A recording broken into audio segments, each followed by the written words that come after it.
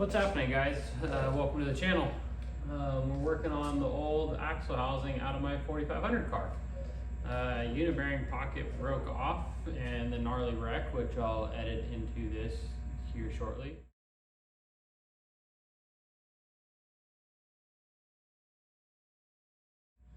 But just got done facing it on the lathe, inside out.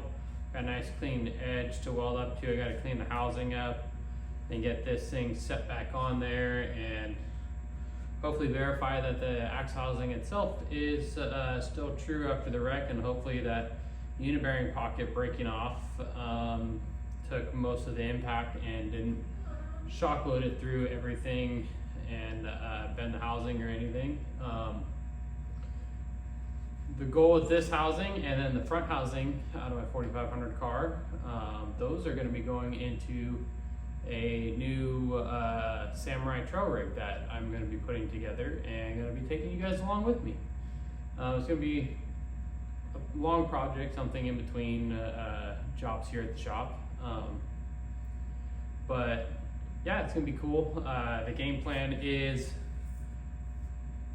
obviously rough stuff housings if I can make this rear housing work. If not, I'm going to get another rough stuff housing, build that. The front one is the rough stuff housing with the 4500 class legal double-ended ram, sweep valve steering on it. Willwood brakes. This one will get Willwood brakes. They already have shafts that are 35 spline 300M from Brannick. Gearworks high pinion 10 with a Yukon Grizzly locker in the front. The rear is probably just gonna be a low pinion 9-inch gear, like a nice like Pro Series 9-inch gear.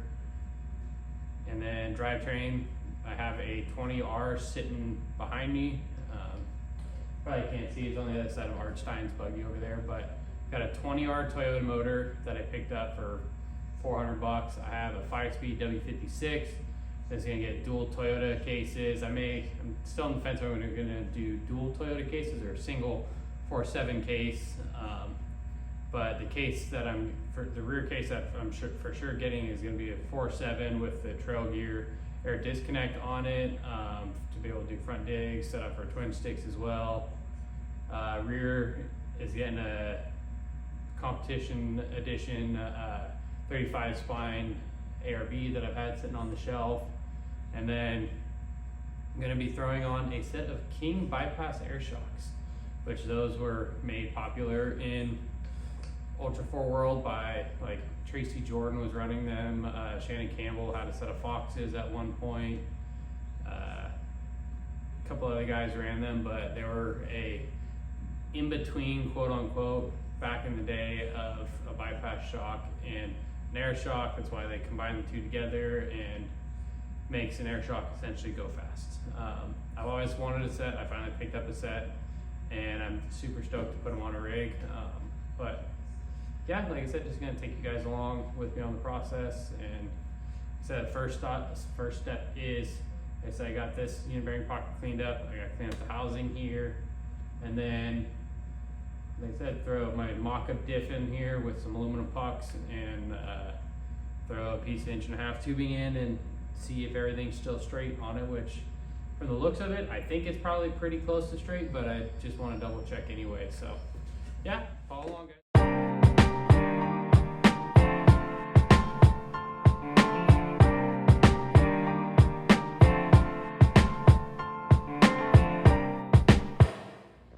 So one thing I'm trying not to do is take too much material off of this to where the unit bearing doesn't want to sit in there, have a little tighter fit. Still got to clean up the inside of this. I'll check square a couple times on this and make sure. You can see it's a little bit off. It's a little deep through here, but I'm trying to grind through the existing weld because I weld not only the outside of it, I also weld the inside of the unit bearing pocket too. So I'm just trying to clean up that little bit of weld. And I got, like I said, this is back to the tube. I got a little bit more to clearance through here, a little bit up on top. As you can see, it's still kind of raised up, and you might be able to see let's see if we can turn it this way, indentation of the weld right there. So yeah, axle's toast. So yeah, I'll flip it around so you guys can see that. I know you should be using solid stock, but 1.5" tubing works pretty good for a rough guesstimate, but yep. So housing is bent that way, which you can see it. I was hoping it wasn't as bad as it looked, but yep, that housing's toast. So now you gotta get another housing and build it to the same width as this with the same mounts, everything the same, and then I gotta fix that one over there. I gotta cut the brake mounts off of it and redo those because those are all thrashed. But and that housing is pretty damn square, but this one, that's a shame. Well, you win some, you lose some. I was hoping this would save me a lot of work being able to reuse this housing, but looks like I'm gonna have to build another housing just like it with the same brackets, same, I guess probably I could wait on the brackets and actually build those to the Samurai and not have to build around it, which might be better. Might be able to fix a little bit of suspension geometry, even though this geometry worked really well on this car. Just gonna have to match the axle width and all that stuff and make it the same, which shouldn't be too hard to do since I have this as a template to at least measure the other one so it fits identical. But yeah, that's kind of disappointing inside. Oh well, on to the next thing. Like I said, this whole Samurai trail rig project is going to be a long-term project over the span of probably into this time next year. Ideally, I'd like to have it done by, what is that, the We Rock event that comes to Moon Rocks, Nevada, but it all depends on time, money, what I got going on here in the shop, my day job, being a dad, a husband, you know. I mentioned it in previous video, I am taking next year off of racing, but I'm still going to be a part of racing. I'm helping out with John Webster and JP Webster and the trophy truck efforts next year. I'm going to help run, be a pit crew member for them, so that should be really fun and something new for me.